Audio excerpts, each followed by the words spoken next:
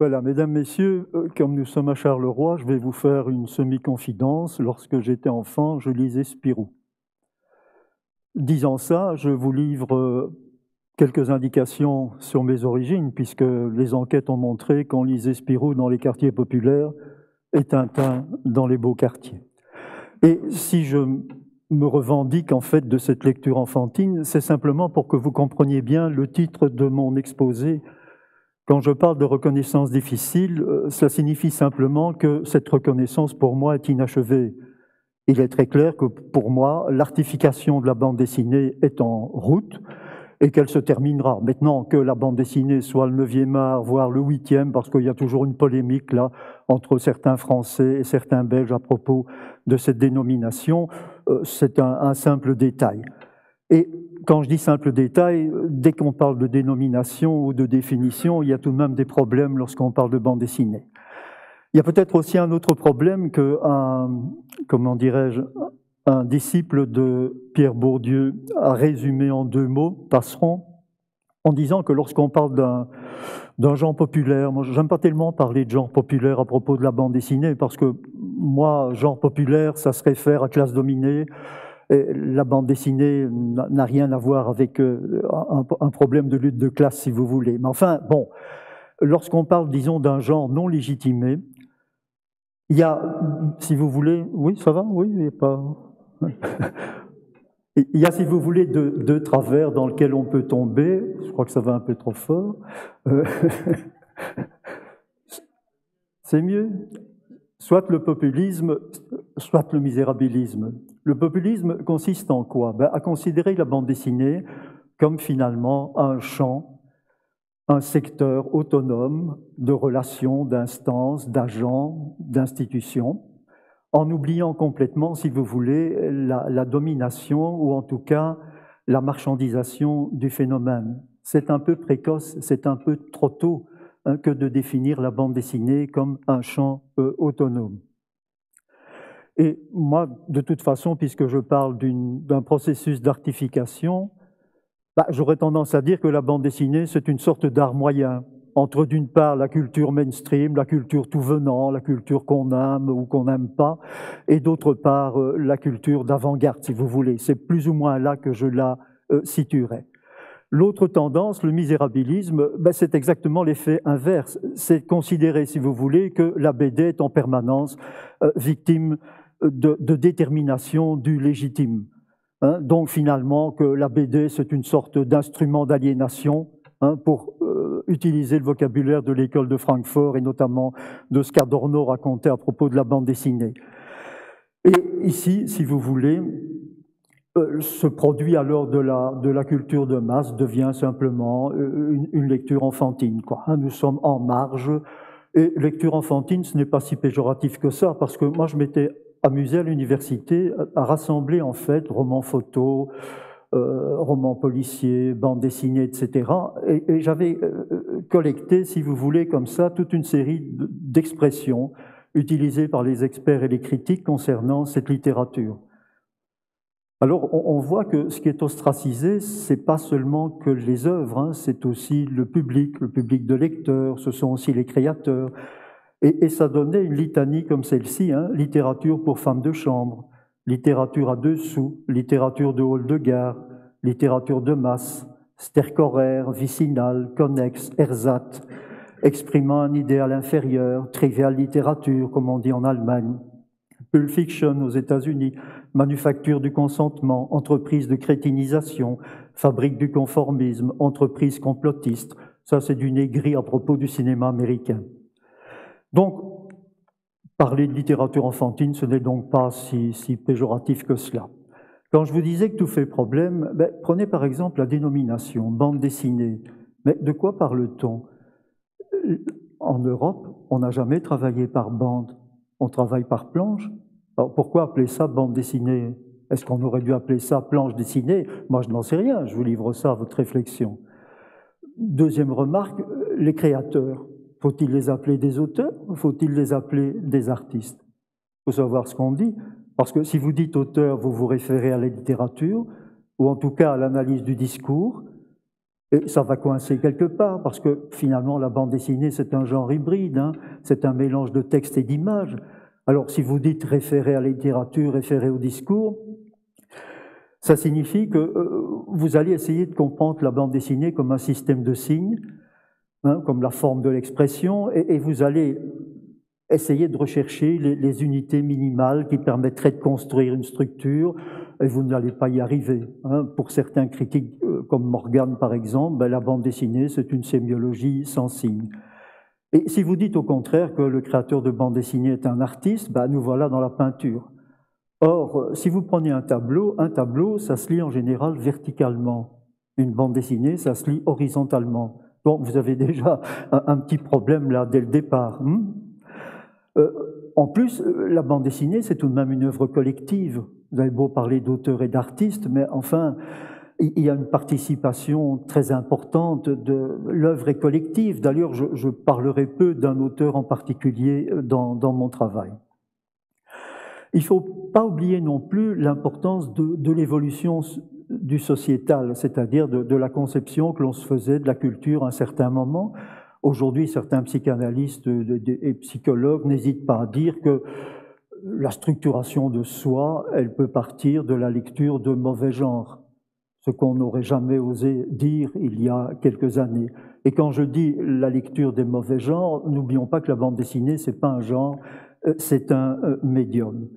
Alors, je vais vous parler un peu des problèmes, si vous voulez, puisque je parle de reconnaissance difficile. Ben, pourquoi est-ce qu'elle est difficile? Quels sont les problèmes que cela pose? Alors, ben, qu'est-ce que j'ai fait? J'ai d'abord examiné le discours académique, le discours critique sur la bande dessinée. Et puis, je me suis intéressé un peu, parce que, si vous voulez, dans le monde de la critique des beaux-arts, hein, ou des belles lettres, on parle toujours d'un lecteur hypothétique, hein, d'un lecteur idéal, d'un archilecteur, hein, d'un lecteur implicite, hein, pour utiliser des expressions courantes dans ce milieu. Moi, j'ai essayé de voir comment les gens lisaient une bande dessinée. Donc, je me suis un peu penché aussi parce que je me suis dit, bon, où est-ce qu'on apprend à lire? Ben, à l'école. Et par conséquent, je me suis un peu demandé comment est-ce qu'on apprenait à lire une bande dessinée dans l'école?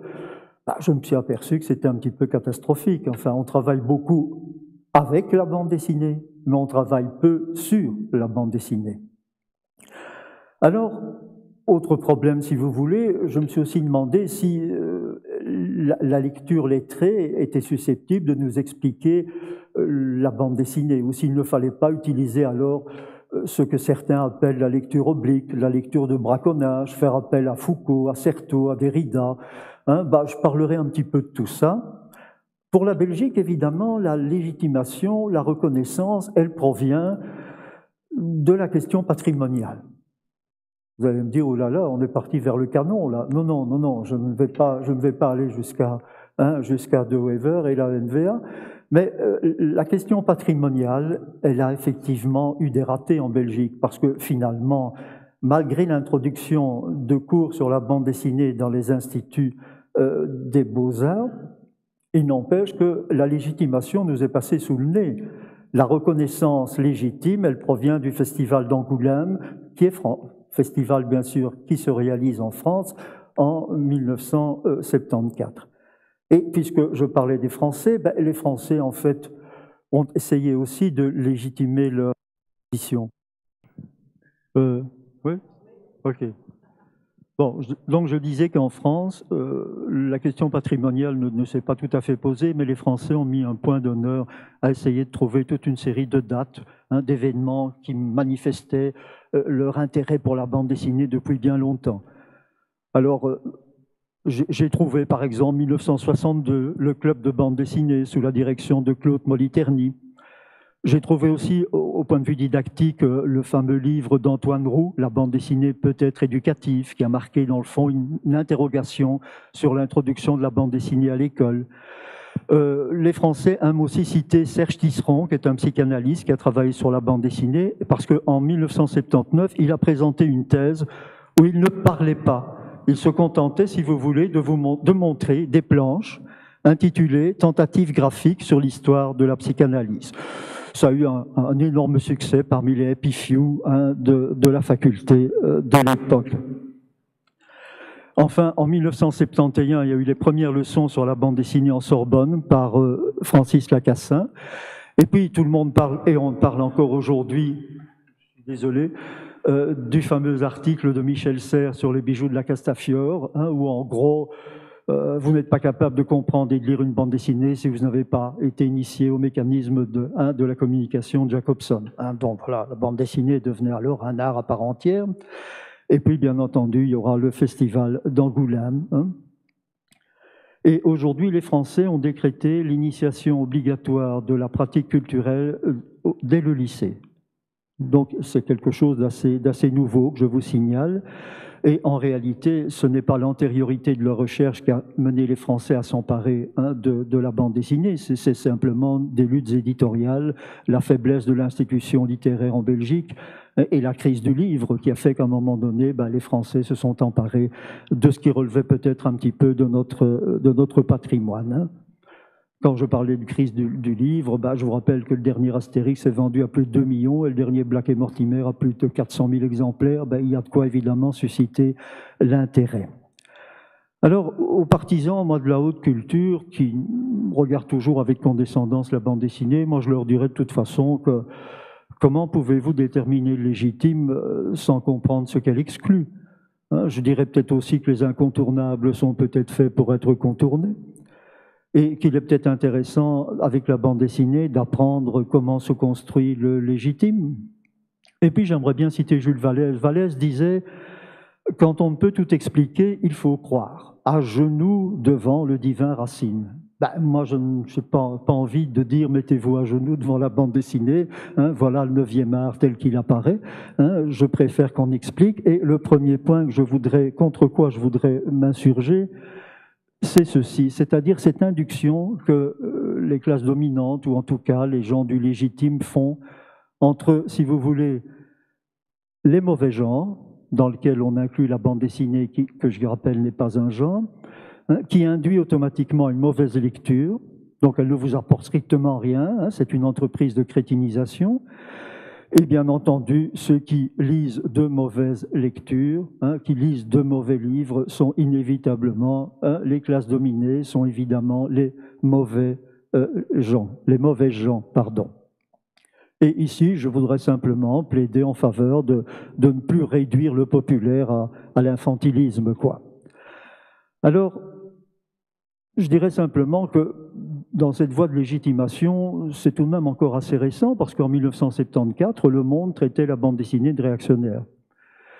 Si je cite Benoît de Gaulle dit par exemple « Je me suis mis à la BD très tard dans ma vie, mais c'est vraiment pas de mon âge. » Donc, vous voyez, on est ramené là à l'idée d'une bande dessinée enfantine. Maintenant, on peut trouver aussi des aveux de faiblesse à l'intérieur du système. Hein. Je vais citer le maître japonais Taniguchi, hein, un des grands maîtres du manga, qui, dans la préface d'une de ses œuvres, Le journal de mon père, disait à peu près ceci. « Il est difficile de déborder le cadre divertissant de la bande dessinée. Je ne suis pas sûr, donc il traitait des rapports père-fils dans le journal de mon père, je ne suis pas sûr que le moyen d'expression choisi, à savoir la bande dessinée, soit en mesure de rendre parfaitement le drame intérieur extrêmement abstrait qui fait l'essence de mon récit. » Donc vous voyez une interrogation même sur l'utilisation du médium. Et puis j'aimerais aussi relever une remarque un peu second degré, mais enfin tout de même, de l'ancien co-directeur du Centre belge de la bande dessinée, Charles Dirick, je suppose qu'il n'est pas dans la salle. Une déclaration tout de même qu'on imagine guère, me semble-t-il, prononcée lors de l'inauguration d'un musée de la gravure ou de la peinture. Ce dernier déclarait en substance que si la logique culturelle de Bruxelles impliquait l'existence d'un musée du slip et l'existence d'un musée de la gueuse, alors, sans discrimination, il se doit d'exister dans la capitale un centre de bande dessinée. Donc, vous voyez à quel niveau on met la bande dessinée, le slip et la gueuse. C'est publié à l'occasion des 10 ans de la création du Centre belge de la BD. C'est dans un ouvrage à la Renaissance du livre en 1989. Et puis, j'avais voulu aussi m'interroger en me disant, finalement, est-ce qu'on parle de la bande dessinée dans les journaux? Et puis, en cachant les yeux, en prenant un journal au hasard, je me suis dit, bon, je prends celui-là. C'était, dans le fond, le 7 et 8 mai, je prends le journal le soir, Et pas de chance, parce que j'étais prête à dire, regardez, on ne parle jamais de la bande dessinée, mais malheureusement, ou plutôt positivement, le 8 et 9 mai, le soir, relatait la démission du patron du Centre belge de la BD. Il annonçait l'exposition à Bruxelles d'estampes réalisées par des dessinateurs de bande dessinée, œuvres extraites de la collection d'Édouard Leclerc. Tiens, les grands magasins, quoi, ils s'intéressent à la bande dessinée. Et enfin, le soir, donnait à lire la liste des lauréats du premier prix Victor Russell de la BD. Le 5 octobre, le soir, a annoncé aussi la mort de Thome, l'un des créateurs du Petit Spirou. Mais il n'empêche tout de même qu'on fait tout de même toujours jouer à la bande dessinée le rôle d'un simple marqueur culturel. Dans la tradition de Bourdieu, une certaine sociologie de la consommation met en rapport le choix artistique de catégories de public dont l'expérience de lecture se traduit toujours par des manques et par une incomplétude.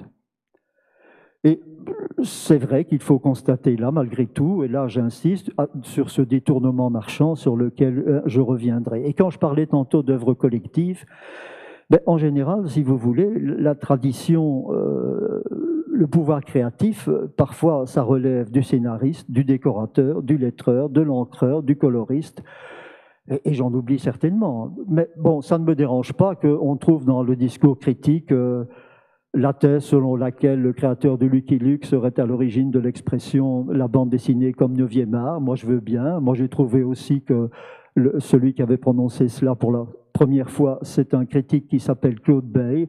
Donc, vous voyez que le discours critique est fluctuant encore. Hein, il n'y a pas des affirmations. Hein, tout fait un petit peu problème. Alors, si je prends la deuxième illustration,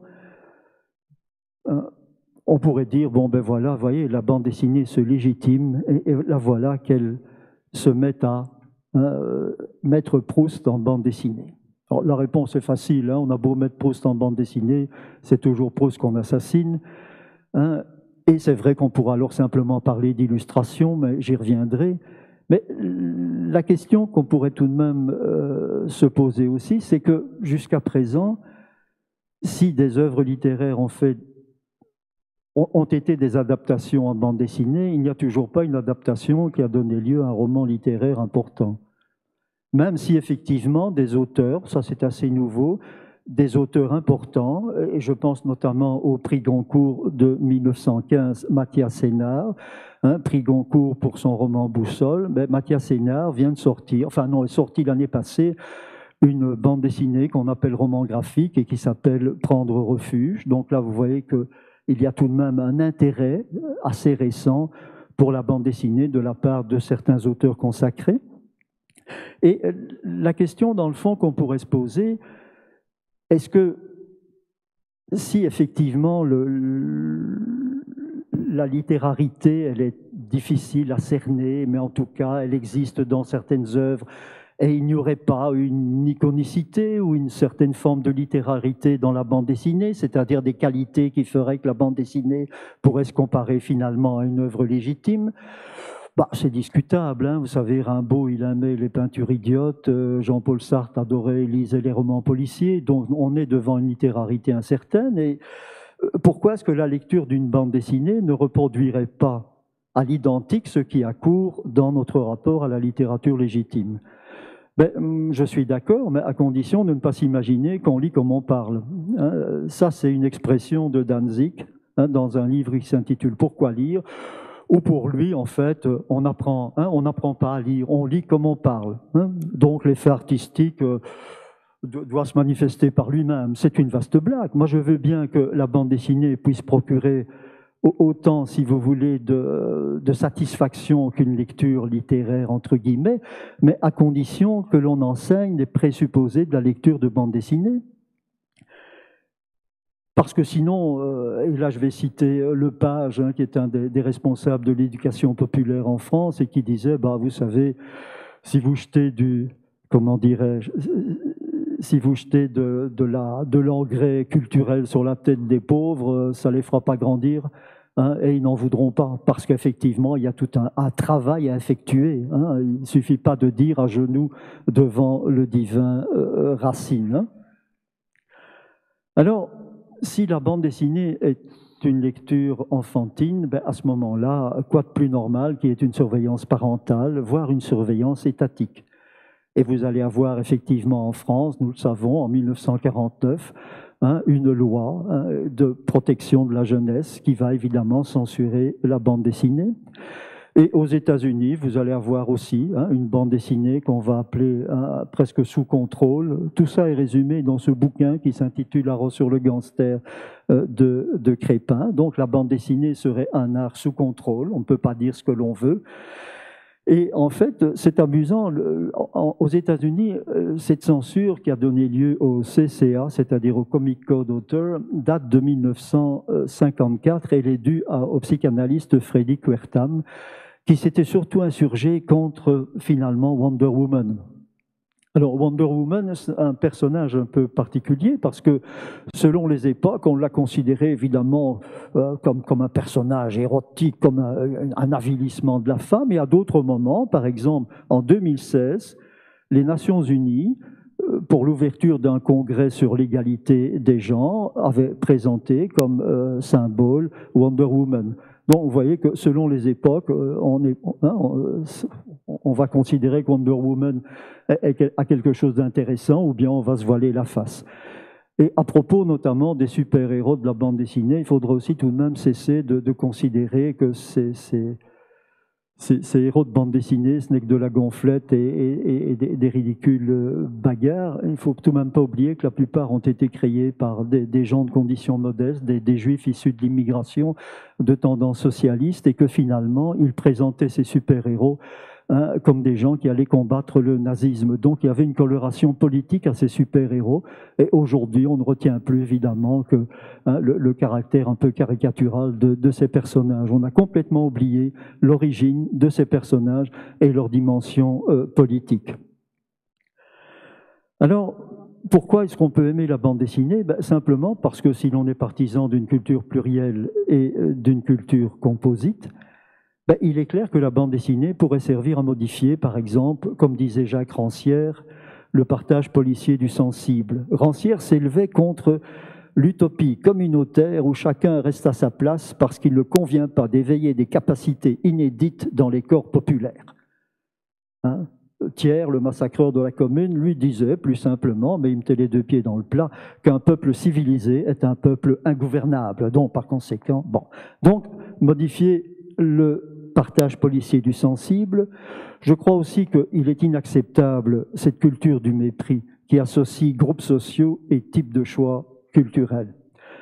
Une petite citation, quand on parle de Barbara Catlan, c'est pour nous faire miroiter sa fortune.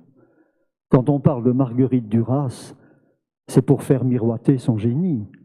Dans cette même logique, on peut dire que si la grande littérature est grande, c'est grâce au génie des auteurs, et si la petite est petite, c'est la faute au lecteur. Je sors ça, stratégie de dévalorisation de Beninotti. Et bien entendu, je crois aussi très concrètement que la bande dessinée ouvre les yeux sur une réalité refoulée. Valérie parlait de les monstrueuses réalités commerciales. Ben oui, il existe des livres marchandises, et je crois que la critique devrait en tenir compte. Elles sont ignorées par les défenseurs de la République des lettres, penchés sur de subtiles analyses pour traquer, je vous disais, le lecteur implicite. Et enfin, je crois aussi que cette étude, ou en tout cas ce travail ou cette lecture de la bande dessinée, permettrait peut-être aussi de se défier de la culture élitiste, comme on pourrait se défier de la culture mainstream. Et Bourdieu disait que lui, il rêvait d'une culture, non pas, dit-il, l'inversion de la culture de consommation, mais, dit-il, une culture capable de mettre à distance la culture.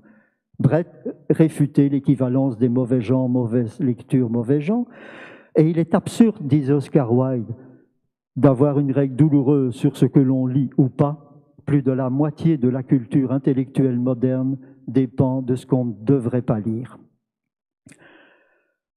Alors, voyons maintenant la reconnaissance patrimoniale en Belgique. Quelques petits exemples. Benoît Socal, qui est un personnage de bande dessinée, disait « En Belgique, quand on ne sait pas quoi faire, on devient soit coureur cycliste, soit dessinateur de bande dessinée. » Le général de Gaulle général de Gaulle, disait « Mon seul rival international, c'est Tintin ». La princesse Paola, avant qu'elle ne soit bien sûr reine des Belges, les journalistes l'avaient interrogée sur ses connaissances de la Belgique, et elle avouait qu'elle connaissait très mal la Belgique, sauf Tintin. Elle n'a pas dit Spirou, je suis désolé pour les gens de Charleroi, hein, elle a dit Tintin. Hein. Et alors, j'ai ici un sondage de la FNAC, mais enfin, vous pouvez me faire confiance, un sondage de la FNAC. En l'an 2000, on avait interrogé les gens qui fréquentaient la FNAC en leur demandant de citer un auteur. Et le seul auteur belge qui était cité parmi les 20 premiers auteurs sélectionnés, c'était évidemment Hergé. Hein, vous aviez Antoine de Saint-Exupéry, André Malraux, Louis-Ferdinand Céline, Steinbeck, Hemingway, Fournier, Boris Vian, Simone de Beauvoir, Beckett, Sartre, Umberto Eco, Solzhenitsyn, etc. Et en 20, hein, vous aviez, en 18e position, pardon, vous aviez le Lotus bleu d'Hergé. Donc, je crois que cette légitimation, elle mérite. Et puis, bien sûr, aujourd'hui, vous avez Strindberg, hein, qui a porté à l'écran Le secret de la licorne. Alors, il faut être sérieux tout de même aussi, parce que cette question patrimoniale, il y a une série de causes historiques qui l'expliquent. Hein. Alors, je vais un peu soulever toutes les questions qu'on est en droit de se poser. D'abord, les dénominations. Il ne faut pas s'imaginer qu'on parle de bande dessinée belge, on parle aussi de bande dessinée franco-belge, hein, les Français ont mis leur grain de sel, on parle de l'école de Bruxelles ou Ligne Claire, on parle de l'école de Marcinelle ou Style Atome, ou l'école de Charleroi, on parle de la bande dessinée européenne que l'on compare aux comics américains et aux mangas, et toutes ces dénominations, elles mélangent un peu tout, quoi. Des éléments de belgitude, la fierté régionale, les références à l'expression francophone. Dès lors, on perd de tout repère rationnel, on oublie tout de même parfois quoi exactement? Que l'admiration des auteurs belges à l'origine ne se portait pas sur la bande dessinée. La plupart des gens comme Franquin, Gigé, etc. étaient admirateurs des dessins animés. Et en fait, vous voyez que là, Spirou porte des gants. C'est tout de même pas innocent. Il y a là quelque part un hommage à Mickey. Hein, je ne dirais pas la même chose si on parlait de Mickey et ses gants blancs. Parce que là, il y aurait une allusion à autre chose, puisque Disney a été initié à la maçonnerie dans les années 20, et certains critiques américains ont vu là une particularité du personnage de Mickey. Ici, compte tenu de l'idéologie de Franquin et des autres, je ne crois pas qu'il y ait le moindre rapport. C'est simplement un hommage comment dirais-je, à Mickey.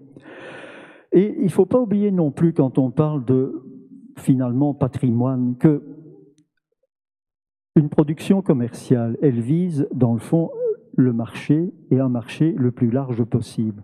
Elle a donc tendance à amenuiser les traits spécifiques régionaux.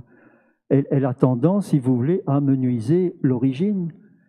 Et par conséquent, c'est un peu amusant de dire que nous avons certaines bandes dessinées qui relèvent de la belgitude, alors que quand on la feuillette, les uniformes sont des uniformes de gendarmes français, les plaques de voiture sont des plaques françaises, parce qu'évidemment, ce que l'on visait, c'était le marché hexagonal, même si de temps en temps, on peut reconnaître une façade de Bruxelles, et c'est vrai qu'il y a certains critiques qui ont fait des numéros spéciaux sur Bruxelles dans la bande dessinée, par exemple, hein, je ne dis pas le contraire. Et en ce qui concerne la référence, bon, soyons tout de même un peu sérieux, quand on a lu, je ne sais pas moi, Terre d'asile de Pierre Mertens, ou bien La place de Xavier Anotte, on peut tout de même s'interroger sur des traces tout de même patrimoniales, tout de même chez nous. Enfin, qu'est-ce que la Belgique finalement, hein? Et là, ça me fait penser un peu à Jean Louvet aussi, qui disait, bon, soyons sérieux, Louvet disait, si j'écris une phrase comme « Dupont ouvre la fenêtre et contemple la tour Eiffel », ça a tout de même beaucoup plus, si vous voulez, de possibilités réceptives que si j'écris Van Porte ouvre la fenêtre et regarde le canal de Charleroi. Je suis désolé, mais c'est comme ça. Hein. Et je rappelle aussi que la demeure de Tintin, par exemple, hein, on s'est beaucoup demandé, Moulinsart, est-ce que ça ne veut pas dire Sarre-Moulin, etc. bah, ceci est une copie du château de Giverny, évidemment, ce qui nie complètement la valeur patrimoniale de notre bande dessinée. Quant à la bande dessinée franco-belge, est-ce qu'elle est recevable? Oui et non, ça dépend ce qu'on entend par là. Je veux dire par là que c'est vrai que beaucoup de dessinateurs français sont venus travailler en Belgique. Oui, bien sûr. Mais les dessinateurs français, pour la plupart, imitaient surtout les bandes dessinées américaines. Il n'y avait pas énormément de contact avec ce qui se produisait en Belgique. Reste alors aussi, dans un gros ouvrage consacré à l'imaginaire wallon dans la BD, j'avais trouvé des réflexions comme quoi la Flandre est une terre de peintres et la Wallonie une terre de bande dessinée. Moi, je veux bien, mais enfin, il y a une dizaine d'années, il y avait une grosse exposition sur la bande dessinée à Gand. Et j'avais vu une exposition où il y avait Willy van der Stel, il y avait Max Lane, il y avait Frits van den Berg, il y avait Kamar Gurka. Ben, il y avait tout de même des dessinateurs flamands, quoi. Je veux dire, qu'est-ce que c'est que cette division? Les Flamands sont des peintres, les Wallons sont des dessinateurs. Et dans ce travail sur l'imaginaire wallon, on s'est parfois amusé à trouver des traces, si vous voulez, de l'essence wallonne dans la bande dessinée, notamment dans le langage exotique utilisé par certaines peuplades, où tout d'un coup, quand on lit, on s'aperçoit que c'est un mot wallon qui apparaît. On s'est aperçu aussi qu'il y avait de temps en temps, dans la patrouille des castors, par exemple, un châssis à molette, qui est évidemment une trace d'identité à connotation sociale qui reflétait les charbonnages industriels de la Wallonie. Donc, et puis, bien sûr, ça, je dois le concéder, il y a évidemment Tintin au Congo. Il est difficile de Tintin au Congo de dire que ça ne relève pas d'une certaine forme du colonialisme belge. Le carnaval aussi, bien sûr, mais enfin, on trouve des carnavals un peu partout aujourd'hui. Enfin, l'essor de la production de la bande dessinée en Belgique a été favorisé par une série de facteurs, et notamment le rôle de l'Église. C'est assez amusant parce qu'en France, la loi de censure de la bande dessinée, la loi de 49, a été votée par les mouvements catholiques, par les députés d'obédience ou de tendance catholique et le Parti communiste. Pour le Parti communiste, c'est clair, ça permettait de censurer les bandes dessinées américaines. Pour les catholiques, considéré comme quelque chose peut-être d'impie. En Belgique, c'est exactement le contraire. L'Église a considéré que la bande dessinée était un excellent instrument de catéchèse. Donc, comme un extraordinaire moyen de propagande. Et ça vous explique évidemment, voilà, une première de Tintin qui date de 1948. Ça va s'estomper, bien sûr. Si on passait en revue toutes les couvertures de Tintin, vous verriez qu'à un moment donné, la crèche, tout cela disparaissait. Je vous signale aussi, voilà, ça c'est un extrait d'Emmanuel, la bande dessinée sur la vie de Jésus de J.G. Je vous rappelle qu'il y a un prix de la bande dessinée, un prix de la Bible, de la bande dessinée biblique, pardon, chaque année qui est décerné.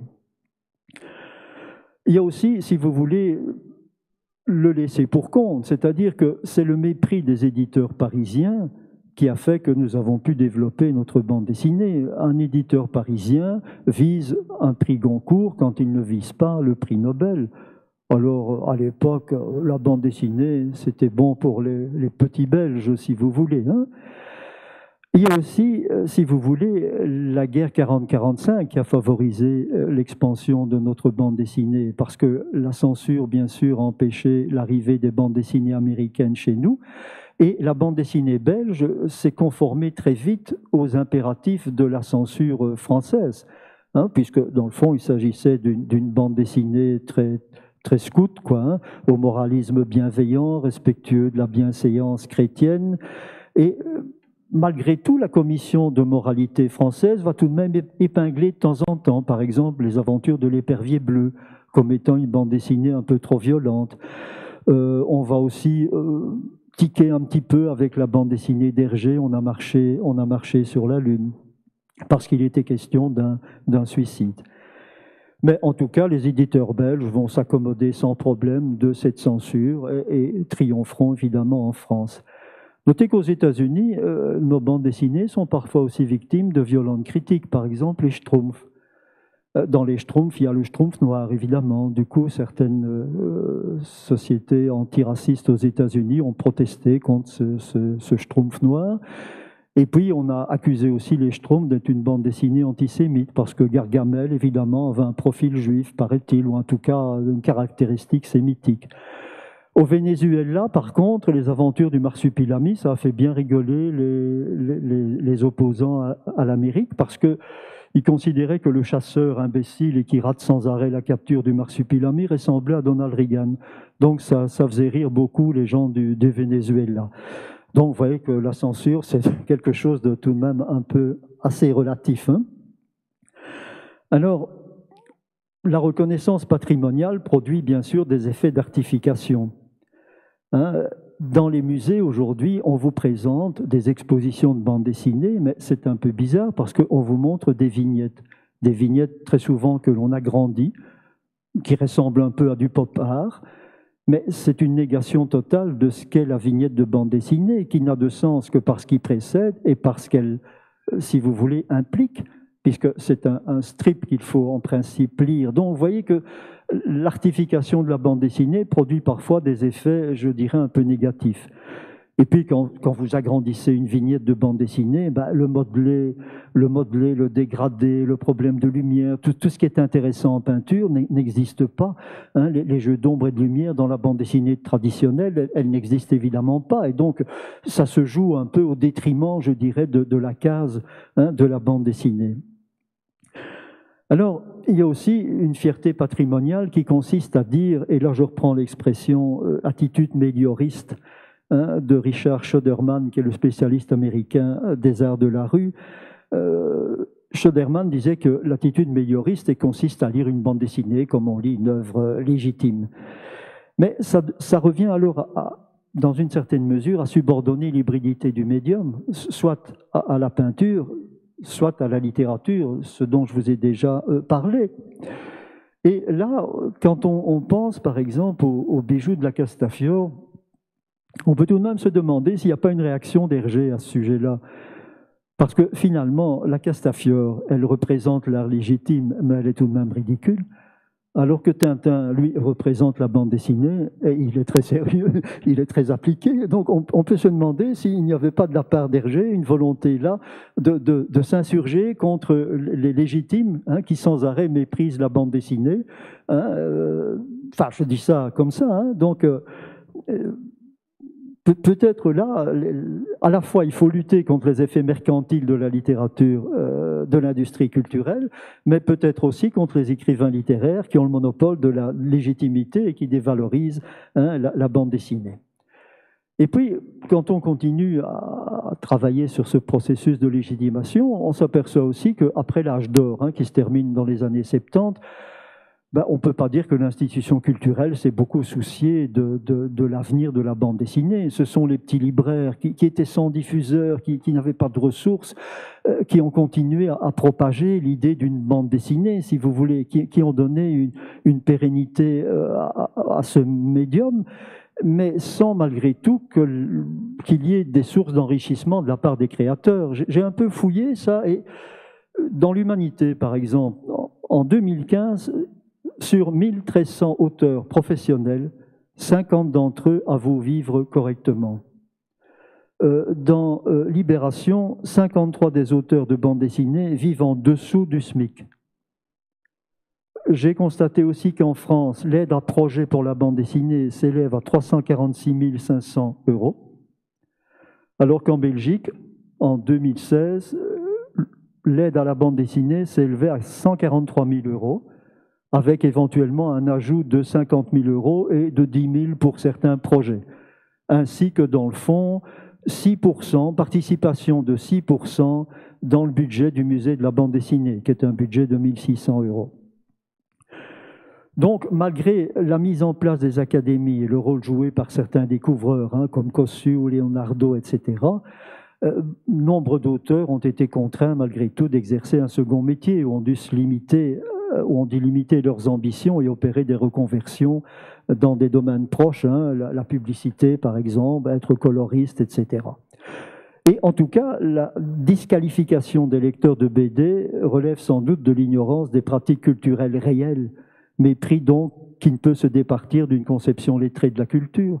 Ainsi, la lecture de bande dessinée, elle est toujours éthico-pratique. Hein, on lit pour l'histoire. Elle n'est jamais esthético-formelle. Et le lecteur est toujours, si je reprends Picard, un lisant ou un lit, jamais un lectant. Hein, le lu et le lisant, c'est ceux qui lisent avec affectation, c'est ceux qui lisent pour l'histoire, qui peuvent être distraits. Hein, donc ils ne pratiquent pas la lecture littéraire. Mais moi je voudrais savoir qui pratique véritablement la lecture littéraire dans les classes, dans l'enseignement secondaire par exemple, hein, puisque ça obéirait d'après Reuter à 3 processus. Hein, le désancrage, la porosité et la manifestation archétypale.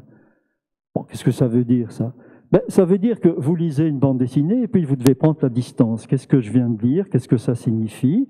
Et vous comparez le phénomène de porosité avec d'autres œuvres que vous avez lues. Le dernier roman de Céline me fait penser au roman 2, etc., etc. Et puis vous avez une manifestation archétypale. Mais est-ce qu'on ne remet pas là au goût du jour le mythe d'Ulysse? Est-ce qu'on ne remet pas là au goût du jour? Vous en connaissez, vous, beaucoup d'élèves qui sont capables, ou beaucoup de gens qui sont capables d'opérer cette tripartite. Moi, je ne sais pas. Hein. En tout cas, les partisans de l'art légitimé parleront, eux, de théorie du dorlotage pour le roman sentimental. Hein, c'est du dorlotage. Vous lisez des romans sentimentaux, vous avez des peintes de cœur, donc c'est le dorlotage. Ou bien une activité compensatoire. Activité compensatoire pour qui admire les super-héros. Hein.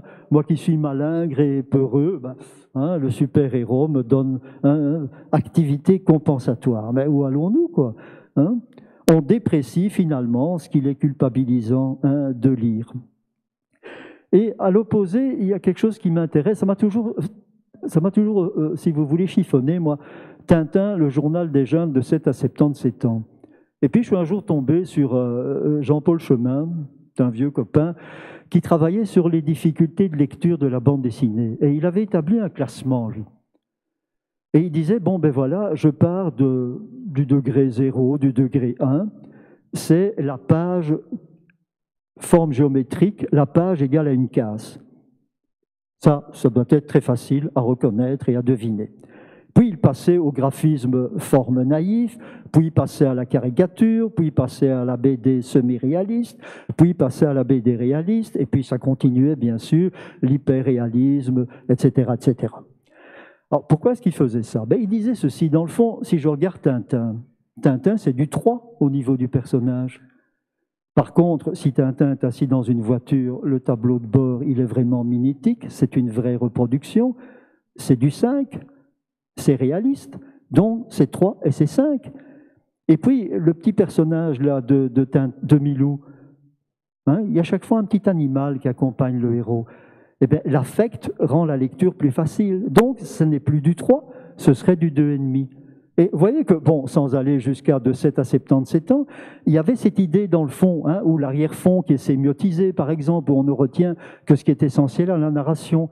Donc, ça signifie finalement que la difficulté de lecture, elle est plus complexe et en tout cas, parfois, elle est moins difficile qu'on se l'imagine. Mais je n'ai pas trouvé d'autres travaux de ce genre, à part ceux de Jean-Paul Chemin. Du temps où je participais à des tables rondes avec l'enseignement catholique qui s'intéressait beaucoup à la bande dessinée, beaucoup moins en milieu laïque. Je me suis laissé dire que le premier mémoire sur la bande dessinée à l'Université de Bruxelles date de 1986. Je ne sais pas si tu as vérifié, non? Alors qu'à l'Université de Louvain, je vous assure que des mémoires sur les bandes dessinées, il en pleut. Alors, pour accéder à la légitimité restreinte, il y a tout un travail qui est accompli, et par exemple le problème de la dénomination. Est-ce qu'on va arriver à quelque chose?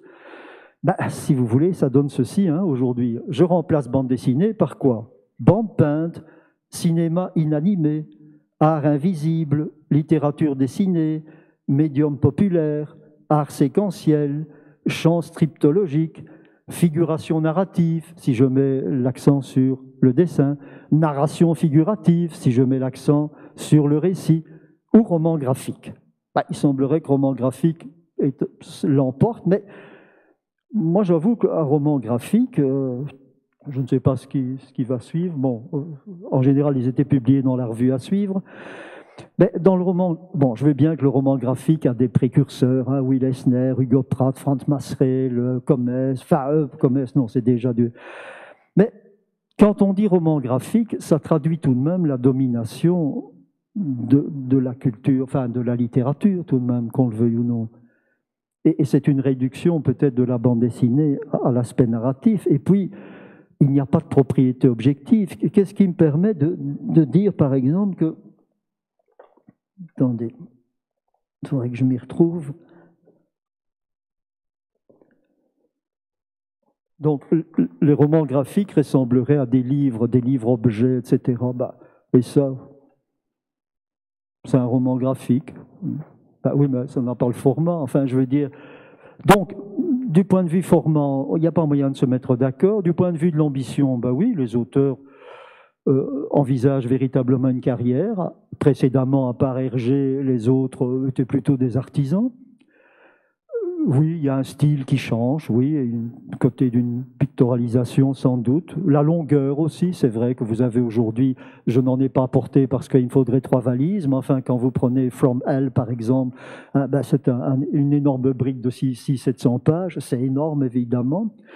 Vous avez aussi une subjectivité qui n'existait pas dans la bande dessinée traditionnelle, ce qu'on appelle la graphitation, c'est-à-dire des traces sous l'auteur, des traces de l'auteur dans la bande dessinée, alors qu'en réalité, il n'y a jamais trace, si vous voulez, il y a toujours hétérogénéité, si vous voulez, de l'artiste dans le domaine de la bande dessinée.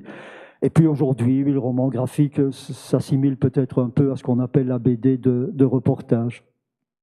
Donc, je ne sais pas sur quel titre il faut, quelle appellation il faut conserver.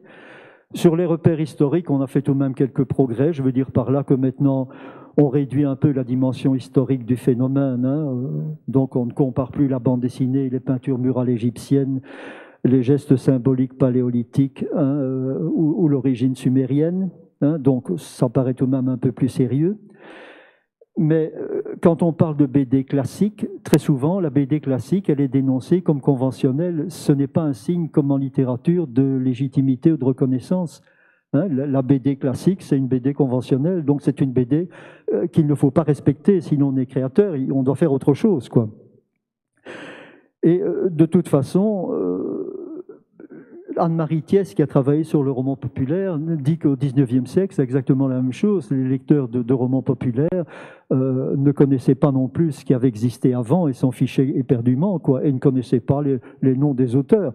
Ils lisaient pour l'histoire, comme aujourd'hui, on lit Astérix, on lit les aventures de Tintin, on se fiche pas mal de qui est l'auteur de cela. Alors, la critique universitaire, elle est toujours pas tendre. Je veux dire, si je prends Thierry Grundstein, qui a écrit autre chose, mais enfin... La bande dessinée est un genre bâtard, métissé, lié à la caricature, la narration est stéréotypée, s'apparente au roman feuilleton et la lecture prolonge l'enfance.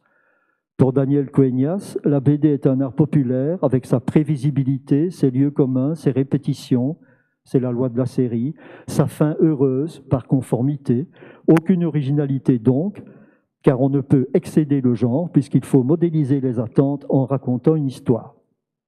Et puis on dénonce toujours, si vous voulez, des lieux de vente désacralisés. C'est vrai qu'on vend des bandes dessinées dans les stations à essence. C'est vrai qu'il y a une polyexploitation. On peut trouver Spirou, Tintin sur des pots de moutarde. Proust n'est toujours pas sur un pot de moutarde, il faut tout de même reconnaître. Avant, vous aviez aussi une publication après référendum, c'est-à-dire que ce n'était pas la qualité qui permettait à l'auteur de bande dessinée dans une revue d'être publié en album, c'était le référendum des lecteurs qui permettait la publication. On a heureusement abandonné cela. Et puis, bien sûr, le nombre de pages, on l'a un peu abandonné. Avant, il était limité. On devait raconter une histoire Enfin, imaginez, à la recherche du temps perdu, monsieur, il y a un peu trop de pages, vous allez réduire. Enfin, c'est un non-sens au niveau de la littérature. Et il y avait aussi le bannissement du noir et blanc. Les premières bandes dessinées d'Hugo Pratt parues en français ont été dans Pif, effectivement, mais l'ont été aussi dans Tintin et ont été colorés parce qu'on trouvait que pour les enfants, c'était mieux la couleur que le noir et blanc. Alors, l'appareil critique, vous savez, il y a eu une excellente revue, Les Cahiers de la bande dessinée, qui était une excellente revue critique, mais elle a duré de 1969 à 1990. Et aujourd'hui, bon, il existe encore un appareil critique, mais enfin, il n'a pas la réputation de ce qu'avaient ces cahiers de la BD. Ceci dit, il y a aussi le héros qui n'appartient pas à son créateur. Ce sont les éditeurs, la plupart du temps, qui sont propriétaires du personnage. Donc, si vous voulez, un éditeur peut tout d'un coup changer de dessinateur. Hein, le dessinateur, le créateur qui a dessiné le premier n'a strictement rien à dire. Ça peut parfois être intéressant pour de jeunes créateurs, hein, de finalement d'imiter, ça peut leur créer une sorte d'éthos créateur, si vous voulez, parce qu'il n'y a jamais de plagiat et il n'y a pas d'imitation, si vous voulez, ou de supercherie, mais enfin, c'est un procédé tout de même qui, à la manière d'eux, qui n'existe pas dans le domaine de la littérature, si vous voulez. Hein. Il faut dire aussi qu'il est difficile de raconter une biographie intéressante des grands auteurs de bande dessinée. Ce sont de modestes artisans, au capital scolaire peu important. Enfin, je veux dire, hein, la vie de Rimbaud est légèrement plus exaltante, si vous voulez, ou plus palpitante, hein, que la vie de ces gens. Hein, je disais aussi, le refus des écrivains légitimes de se pencher sur un scénario de BD, c'est en train de changer, si vous voulez. Et si on prend maintenant le champ de la BD actuellement, où est-ce qu'on en est? Puisque là, ce sont tous les efforts, les problématiques. Eh bien, pour qu'il y ait reconnaissance, il faut bien sûr qu'il y ait l'instauration d'un champ de production restreint. C'est-à-dire qu'il faut que l'on produise des bandes dessinées avec une légitimité artistique et plus visant simplement une rentabilité commerciale ou économique. Alors, ça va créer bien sûr un désarroi parmi le lectorat, c'est-à-dire le lectorat va changer. Moi, ça me fait souvent rire qu'à l'école, certains enseignants disent « je vais faire de la bande dessinée parce que ça, c'est légitime, c'est ce que les jeunes lisent. » Les jeunes ne lisent pas de bande dessinée, quoi. Aujourd'hui, les lecteurs de la bande dessinée, roman graphique, sont des gens qui ont le bac +2, +3. Hein, et donc, le lectorat a complètement changé. Quant à la marginalité, oui, elle existe effectivement. Aujourd'hui, vous avez des librairies spécialisées, hein, donc la bande dessinée n'est plus ce que l'on pourra appeler un art populaire. Et beaucoup de ces bandes dessinées sont parues dans le magazine à suivre, auquel je voudrais un peu rendre hommage. Il y a aussi un changement de mentalité, si vous voulez, que Bernard Lahire a bien résumé dans un énorme bouquin qui s'appelle « La culture des individus ». Aujourd'hui, si vous voulez, il n'y a plus une séparation entre les gens cultivés et les gens qui ne le seraient pas. C'est-à-dire que Bernard Lahire faisait état chez les gens de dissonance intrapersonnelle. Qu'est-ce qu'il voulait dire par là? De variations, si vous voulez, qui font qu'aujourd'hui, une majorité de personnes présentent des profils dissonants qui associent des pratiques les plus légitimes aux moins légitimes. Et ça a été repris dans un roman de Muriel Barbery qui s'appelle « L'élégance du hérisson », où en fait c'est le concierge de l'immeuble qui est cultivé, et les jeunes étudiants qui fréquentent cet immeuble, ce sont donc des cagneux, ils lisent sans doute Karl Marx, mais ils vont voir en bande au cinéma Terminator et Massacre à la tronçonneuse. Donc vous voyez, il n'y a plus une séparation. Pour Bernard Lahire, avant, il y avait Molière, il y avait l'opéra, il y avait, que sais-je, il y avait un cloisonnement. On était du côté du légitime ou on était de la mauvaise culture. Ça n'est plus le cas aujourd'hui. Il y a aussi Frédéric Martel qui a écrit un gros ouvrage qui s'appelle « La culture mainstream » et qui explique que la domination aujourd'hui de la culture mainstream, c'est le nouveau soft power du capitalisme mondialisé et qui est un terroir fertile à la diffusion de la BD de qualité ou non. Car un objet culturel, dit-il, à l'instar des Américains, aujourd'hui, un objet culturel, il est out ou bien il est square. Ça marche ou bien c'est poubelle. Et nous fonctionnons un peu comme ça. Il y a donc tout un processus dans la société d'aujourd'hui qui rend, croit-on, l'accessible respectable à l'élite et le respectable accessible, croit-on, à tout le monde. Ce qui est faux, évidemment, hein. Barthes et Lacan caractérisaient notre temps en parlant l'un de la mort de l'auteur, l'autre de la disparition de la propriété intellectuelle. Le capitalisme culturel qui réduit la princesse de Clèves à n'être qu'un arlequin chic comme dirait Nicolas Sarkozy, doit beaucoup à cette technique apparue aux États-Unis dans le milieu des années 90 et baptisée storytelling. Il y a aussi, elle vient de sortir 2 énormes volumes de l'association anarchiste L'Offensive. Ils ont sorti 2 gros bouquins de 600-700 pages sur le capitalisme artiste. Ils reprennent des propos de Micheya, ils reprennent des propos aussi de Lipovetsky. Et en fait, ils disent à peu près ceci, que les œuvres aujourd'hui sont imposées comme marchandises par le capitalisme artiste et vous avez une dérégulation économique et artistique. On mélange tout aujourd'hui, l'industrie, le style, la mode et l'art, le divertissement et le culturel, la culture de masse et la haute culture. Et ces 2 gros volumes du journal L'Offensive anarchiste s'intitulent comment dirais-je, je n'ai plus le titre ici, divertir, voilà, divertir pour dominer. Enfin, on n'est pas loin de l'école de Francfort, hein, si vous voulez. Alors, les circonstances favorables et le refus des contraintes éditoriales, donc ça signifie le nombre de pages, le refus du noir et blanc, tout ça disparaît, ne peuvent à eux seuls justifier les changements de statut de la BD. Hein, il y a la critique universitaire, j'en ai parlé, j'ai parlé de Morgan et de la sémiologie sans signe, pardon. Et puis, il y a ceci, on pourrait dire, ouais, mais enfin, c'est tout de même une illustration, c'est du plagiat, c'est... Ben non, non, en fait, parce que Denis Deprez, qui a réalisé Les Chants d'honneur, Les Chants d'honneur, donc c'est un prix littéraire, un roman éponyme publié en 1990 par Jean Rouault, eh bien, il a travaillé avec Jean Rouault, et Jean Rouault lui a fourni toute une série de notes qui font que si vous feuilletez, si vous lisez Les Chants d'honneur en bande dessinée, ça ne ressemble pas tout à fait au roman. Donc vous avez là une caractéristique, c'est-à-dire c'est une autre lecture des Chants d'honneur. Hein, et l'auteur, évidemment, Jean Rouault, a donné son accord. Donc vous avez là quelque chose de tout à fait différent. Alors ça, c'est un extrait évidemment de Tintin au Tibet. Et pourquoi je vous l'ai montré, c'est parce que c'est la tarte à la crème dans tous les ouvrages critiques. C'est-à-dire qu'on reprend cette mise en page linéaire, on reprend ces extraits de bande dessinée où le cadre n'est jamais transgressé. Pour expliquer quoi? Ben pour expliquer les définitions de la bande dessinée d'aujourd'hui. On vous dit bien sûr que c'est un art séquentiel. Bon, ça nous savons déjà, puisque ça signifie que une bande dessinée n'a de sens que par rapport à ce qui précède et par rapport à ce qui suit.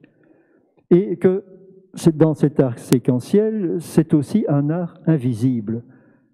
Pourquoi invisible? Parce que si vous regardez cette bande dessinée, ce qui est important, c'est la chute du capitaine Haddock, et il ne vous est pas montré. C'est-à-dire qu'elle se trouve dans le trans ou l'intericonique. Elle se trouve dans la gouttière, ou elle se trouve, comme disent les Anglais, dans le caniveau. Mais elle ne se trouve pas dans les vignettes. Donc, la bande dessinée produirait, si vous voulez, un mouvement aussi. Elle vous donne l'impression d'un continu, d'une histoire qui évolue, qui bouge, par du discontinu, parce que toutes ces vignettes sont fixes. Et la preuve que si vous vouliez mettre cette histoire en bande dessinée, si vous n'imprimez, si vous ne reproduisez que les vignettes, ça va donner un dessin animé complètement statique, où ça ne bouge pas. Vous serez obligé d'ajouter un nombre considérable de vignettes pour donner cette illusion du mouvement. Alors là, vous avez bien sûr un bel exemple de la ligne claire, mais enfin ça, je crois que tout le monde est plus ou moins au courant. Nous en avons déjà un petit peu parlé, donc je vais avancer, je ne vais pas vous détailler tout ça. Si ce n'est simplement que très souvent, on dit que dans la ligne claire, vous avez une clarté où la lumière artificielle et la clarté naturelle se confondent. Ben regardez, nous sommes dans un avion, nous sommes à l'extérieur, et il n'y a strictement aucune différence au niveau du filtrage, je dirais, de la couleur. C'est un ton pastel absolument uniforme. Et vous avez bien sûr, pourquoi ligne claire? Parce que vous avez une netteté. Ce qui est dans le fond est aussi vu aussi clairement que ce qui est rapproché. Alors, si on veut cerner la particularité de la bande dessinée, je reviens alors à l'art graphique, vous savez, on n'a pas hésité à faire aussi des colloques sur le chapitrage. Dans le fond, si la bande dessinée se rapprochait de la littérature, ben, est-ce qu'il n'y avait pas aussi des chapitres pour hausser la bande dessinée à hauteur de la qualité littéraire? Moi, je veux bien, mais enfin, chapitrage ou pas, enfin, mais bon, il y a eu des colloques là-dessus, hein, sur le chapitrage. Mais je crois que Comès, dans Silence, faisait, hein, il y avait des chapitres là. Hein, le chapitre serait un marqueur de littérarité. Donc je vous encourage, quand vous écrivez une lettre, de faire des chapitres, ça donnera une distinction à votre écriture. Hein, parce que ça met en évidence la nature dialogique du médium, la graphification, je finirai par le dire, qui est l'identité graphique de l'auteur. Bon, sur la sémiologie, le groupe MU de l'Université de Liège a essayé effectivement de trouver ces petits signes qui permettraient de construire une structure, petits signes comme le point, la ligne, le trait. Moi, j'avoue qu'il me suffit de citer Matisse. Matisse expliquait que déjà dans la peinture est un moyen de communication asymétrique, où l'on n'aperçoit ni unité ni règle stable de construction. De toute façon, vous n'allez pas aboutir à un système, vous allez aboutir au code du dessinateur, mais vous n'allez pas aboutir à un signifiant signifié. Oui, vous allez aboutir à un signifiant référent, quoi, mais vous n'allez pas aboutir à ce qu'on suggérait. Il y en a tout de même qui se sont alors abattus sur les unités. On a abandonné le trait, on a abandonné donc pour la case, et d'autres ont dit la planche. Donc l'unité première serait la case. Et alors là, il faut encore examiner la case en tant que site ou en tant que lieu. Donc la case linéaire ou la case dans la planche. Et très souvent, on parle de la dernière case au moment où les bandes dessinées paraissaient en double page dans les revues. La dernière case était très souvent importante. Hein. Vous aviez le héros qui était pendu à la corniche. Hein, et dans le texte, on vous disait « Ami lecteur, va-t-il tomber ou ne va-t-il pas tomber ?» Eh bien, vous le saurez en lisant la suite des aventures de machin. Et vous aviez l'expression « à suivre », évidemment. Hein, c'était une incitation à l'achat, évidemment, de la revue de la semaine suivante. Donc ici, hein, la planche ou la case comme élément premier pour l'analyse. Hein, la case ou vignette avec texte ou non. Elle est grande ou elle est petite, elle est répétitive pour étirer la durée du temps de l'action racontée. La case prisonnière ou non du gaufrier. Le gaufrier, c'est la division en 9 cases. Hein. Insérée dans une mise en page conventionnelle. Bon. Hein, on respecte les 9 cases. Ou bien elle est rhétorique, c'est-à-dire que les cases vont varier en fonction de la narration. Tout d'un coup, hein, on donnera une dimension plus importante au couronnement, par exemple, d'un personnage, que sais-je. Ou bien elle est décorative, on s'amuse. Hein. Déterminer le lieu ou le site de la case dans la planche, qui n'est que simulacre, qui donne l'illusion que le monde est lisible dans son rapport de similarité avec le réel. Case et planche qui permettent de définir le style d'appartenance aux écoles graphiques. Donc, on parlera aussi de figuration narrative, narration figurative. Là, je passe si vous voulez. Et puis, il y a tout de même des bandes dessinées qui n'ont pas été rangées dans la catégorie de romans graphiques et qui pourtant, moi, m'intéressent. Ce sont des bandes dessinées, et j'utilise l'expression là d'Aragon, pardonnez-moi, moi j'ai mes classiques. Aragon parlait de littérature de contrebande, c'est-à-dire des bandes dessinées de dysfonctionnement, comme dirait France Vernier, c'est-à-dire qui introduisent, sans faire une sorte de révolution picturale, qui introduisent, si vous voulez, une idéologie autre que celle qui a cours dans la bande dessinée traditionnelle. De là à dire que la ligne claire d'Hergé est une bande dessinée réactionnaire ou que la ligne claire est réactionnaire, je n'irai pas jusque-là. Mais enfin,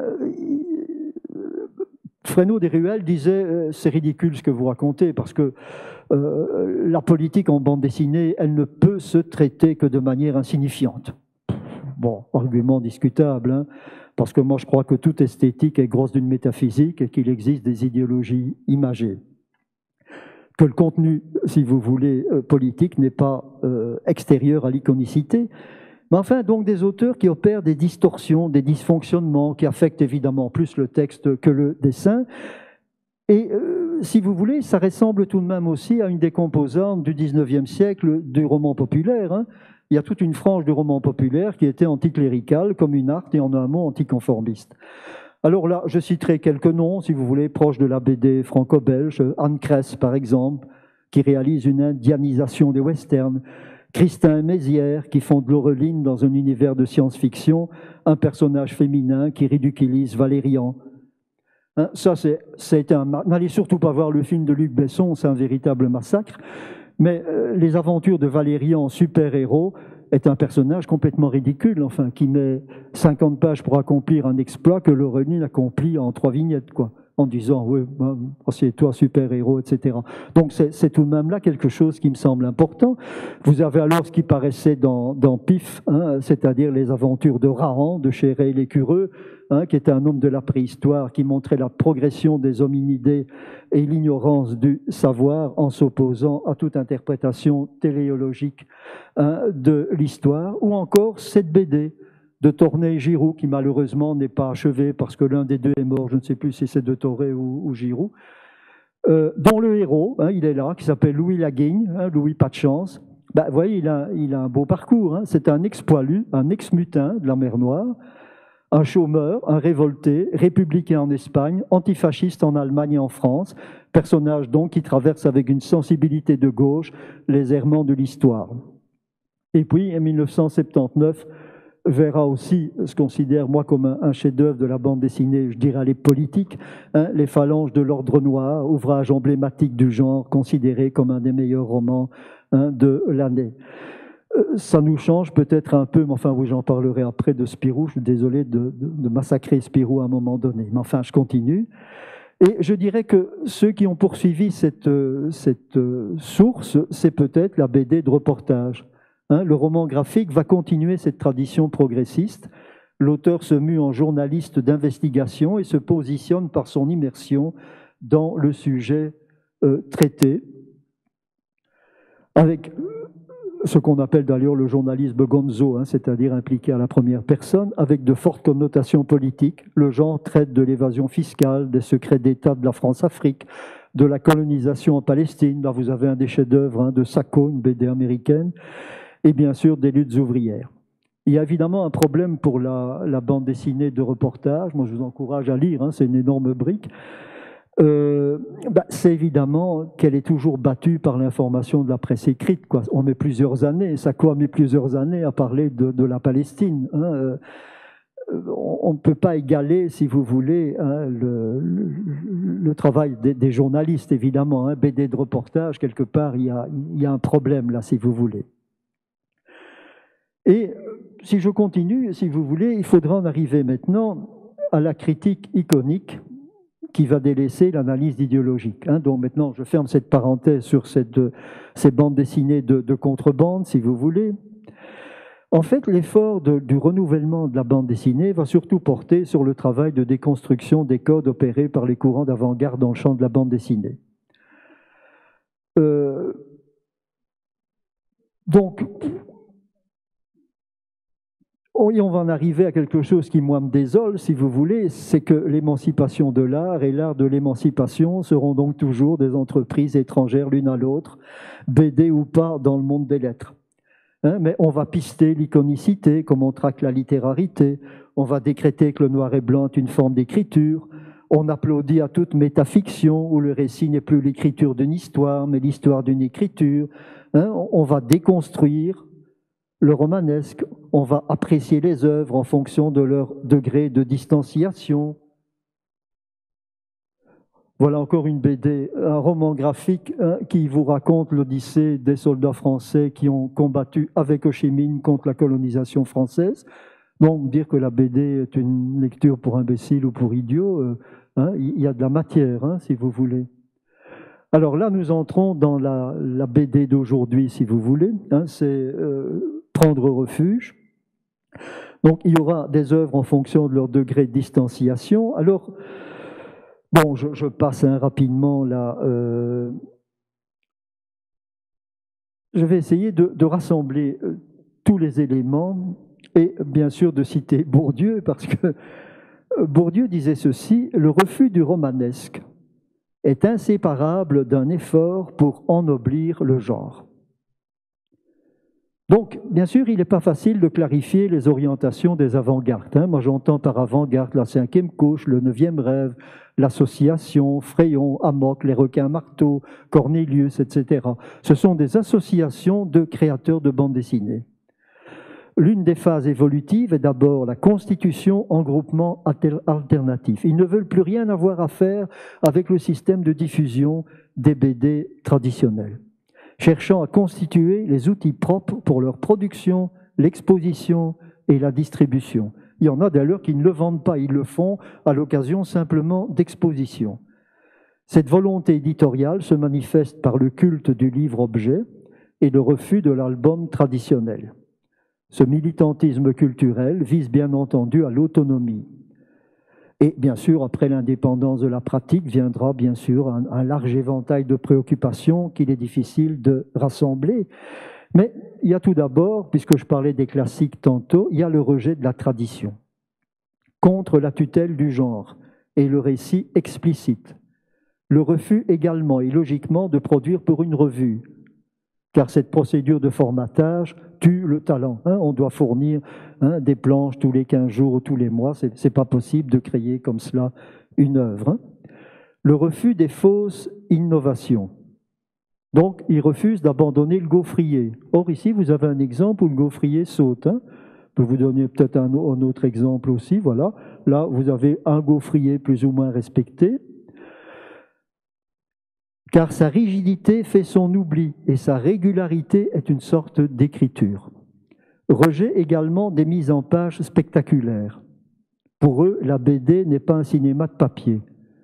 Donc là, quelque part, il y a tout de même le rejet du manga que les gosses lisent beaucoup aujourd'hui, tout de même, parce que dans les mangas, on essaye de faire ressentir le mouvement, de bruiter la scène, les émotions déforment la planche, il y a du haché, des lignes de mouvement. Pour moi, c'est du cinéma de papier, quoi.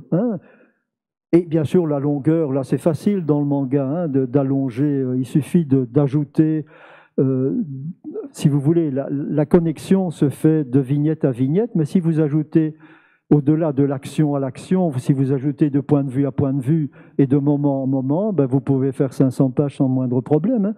Donc, je vous raconte quelque chose, et puis je vous dis au même moment, que se passait-il? Et je suis parti dans une parenthèse. Ou bien, vous observez ceci, mais en même temps, d'autres regardaient, et hop, vous êtes de nouveau parti pour une parenthèse, et ça vous explique les 30-40 volumes de certains mangas. Ceci dit, quand on parle des mangas, il faut tout de même bien constater que lorsque... oui, oh là, pardon, ça, c'est pas ce que je voulais vous montrer.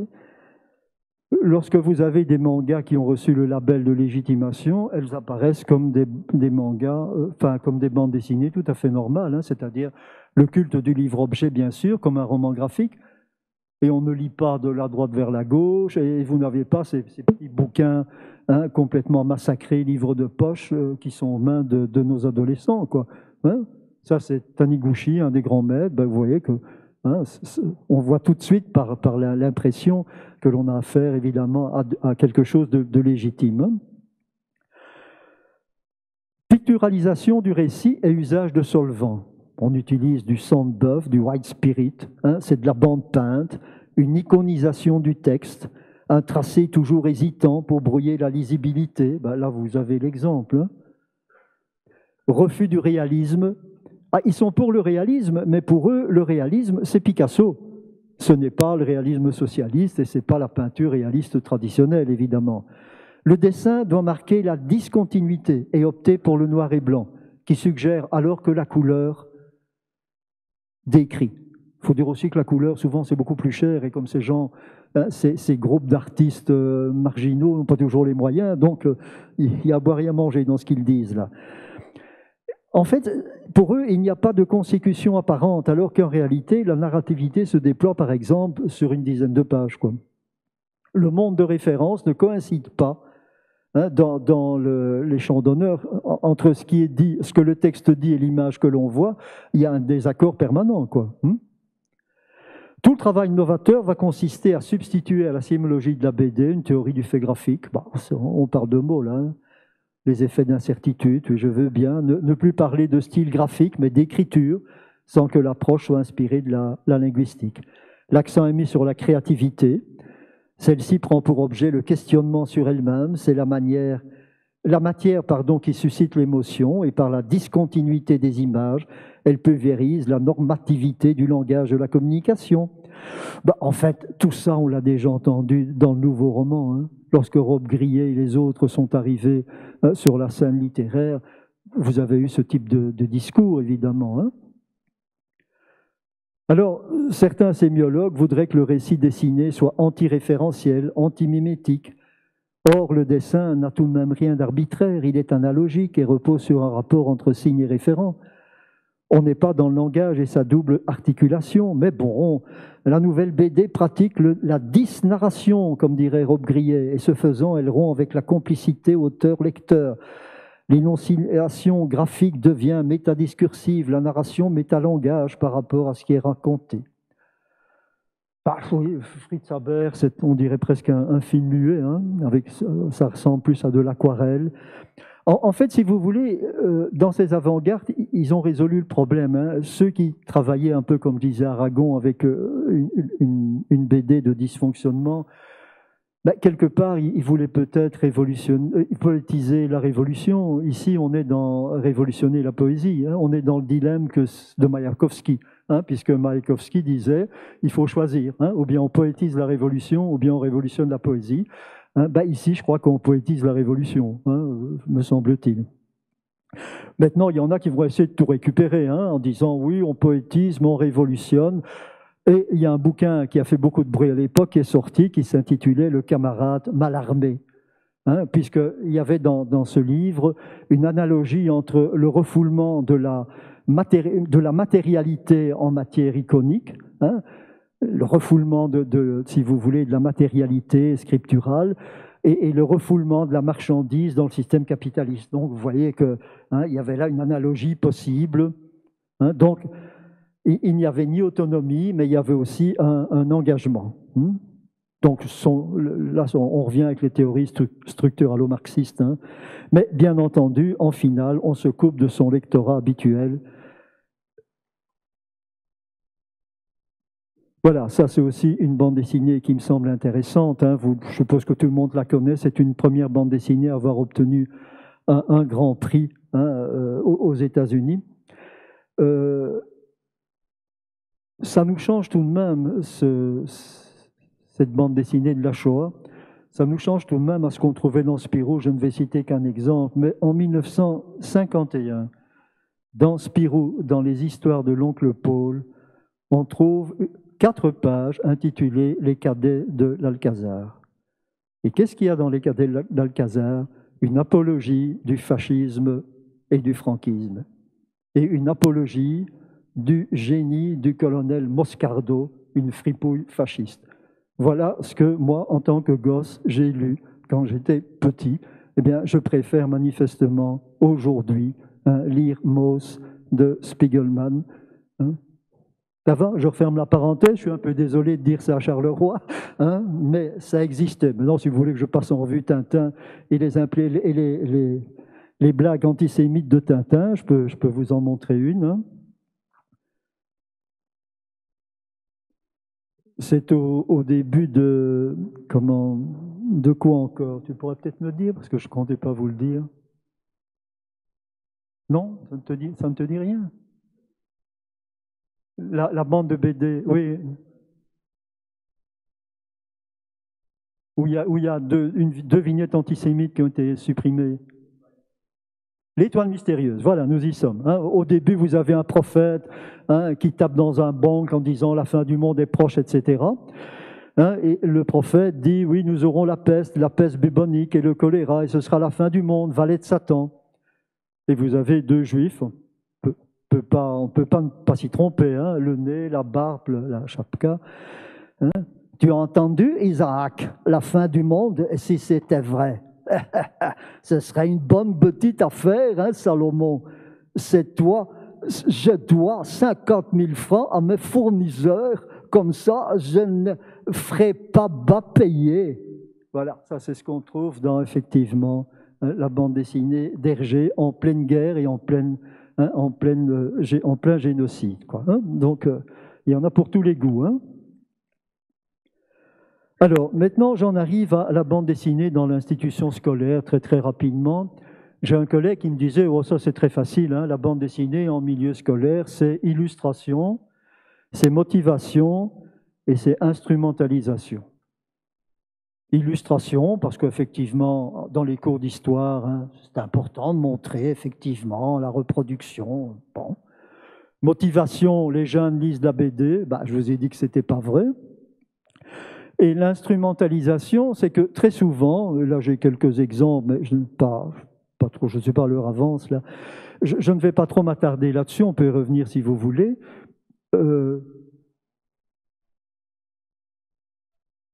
Ah bon, ben je vais rapidement terminer. Hein? Donc, instrumentalisation, c'est expliquer aux élèves, voilà, c'est une bande dessinée, c'est une page, il y a une case, hein, il y a une planche, enfin quelque chose de très élémentaire, mais on ne travaille jamais sur une œuvre complète. On travaille sur une page, par exemple, et on pose des questions. Et j'ai regardé dans les manuels, si vous voulez, bon, est-ce qu'on pourrait éventuellement travailler sur la bande dessinée en fonction des compétences? Ben, dans les programmes qui vont disparaître, en 1999, on trouvait ceci. On peut travailler sur le mythe chevaleresque de Batman à Roland. Bah, si on peut travailler sur le mythe chevaleresque de Batman à Roland, je peux travailler sur la bande dessinée, hein, pas de problème. Mais enfin, ce programme-là, aujourd'hui, a disparu. Alors, qu'est-ce qu'on faisait dans les classes? Eh bien, j'ai là des exemples. On distribuait aux élèves, par exemple, une page de BD à partir d'un puzzle de vignettes. Hein, on distribuait des vignettes découpées, on demandait aux élèves de reconstituer. Ou bien on leur présentait une page où l'on avait typexé les bulles. Et on demandait alors de reconstituer le texte. Un peu comme faisaient les situationnistes en 68, quoi. Mais ils mettaient d'autres bulles, évidemment, que celles ce à quoi on s'attendait. Il y a d'autres qui parlaient d'un questionnaire accompagnant l'activité de lecture, qui portait sur une page et jamais sur l'œuvre intégrale. De toute façon, les instituteurs considéraient que la représentation imagée tuait l'imaginaire enfantin. Hein, tue l'imaginaire enfantin, et en plus n'apprenait pas la langue, parce qu'effectivement on y parlait par onomatopée. Donc voilà un peu ce que l'on entendait à l'époque. Donc je poursuis.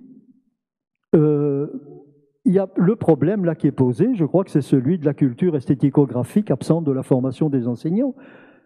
Hein, peut-on lire dans l'ignorance du statut de la bande dessinée, insérer la bande dessinée dans quel champ sans l'aseptiser, etc., etc. Bon, je passe alors, puisque j'essaie d'avancer. Oui, je pourrais peut-être vous montrer ceci à ceux qui ont l'impression qu'on ne pourrait parler de bande dessinée que dans le cours de dessin, dans le cours de français. Je vous signale ceci. C'est une explication de la philosophie des mathématiques de Bertrand Russell.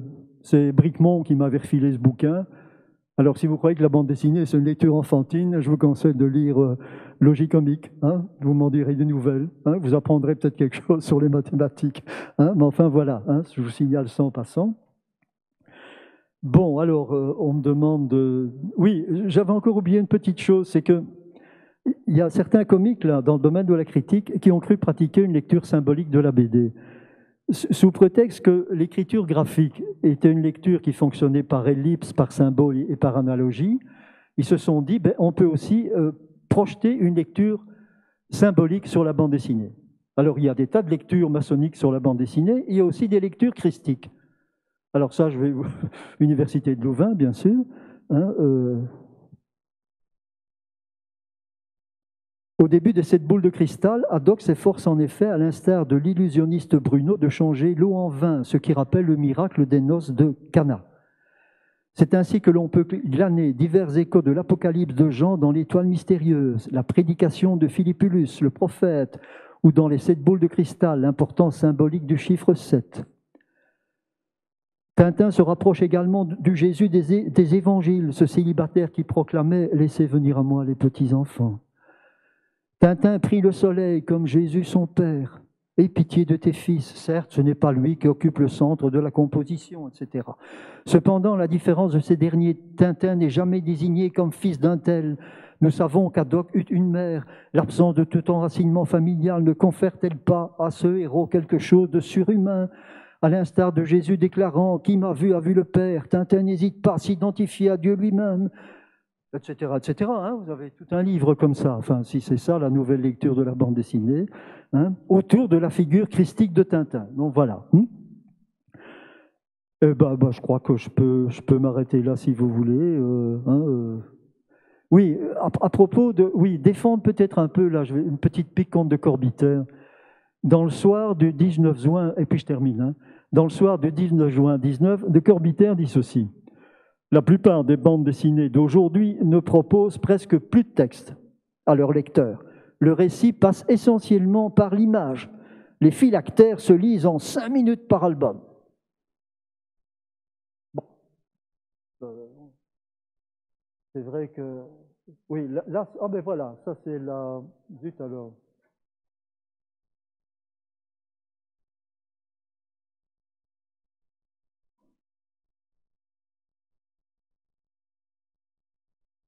Voilà, ça c'est les cadets de l'Alcazar, la bande dessinée qui paraissait dans Le Spirou.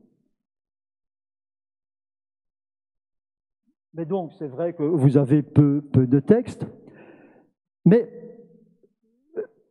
je pense tout de même alors à un ouvrage qui s'appelle « De la misère symbolique », écrit par Bernard Stiegler.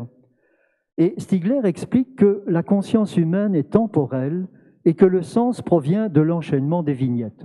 Hein, donc c'est logique ça, l'enchaînement des vignettes. Mais il s'agit, dit Stiegler, d'une rétention primaire.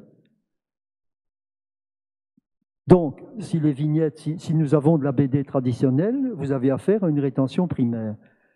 Si vous prenez l'avant-garde par ses dysfonctionnements narratifs, elle met en cause au profit de ce que Stiegler appelle la rétention secondaire, c'est-à-dire un second niveau de mémoire qui permet de percevoir, de prévoir, donc de retenir.